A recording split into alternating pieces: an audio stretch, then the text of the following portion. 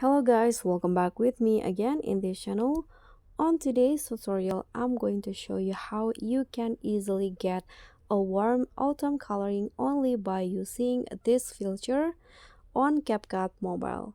So here you can just start by adding your clips or maybe photos into the CapCut mobile, and after that go to filter.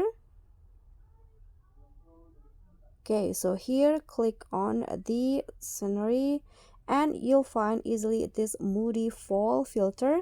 So by using this filter, you can easily get this warm orange coloring. Here you can always adjust the intensity of the filter to the clips or photo that you add to the CapCut. I'm going to go with 65, and after that click on the check icon and you'll get this result.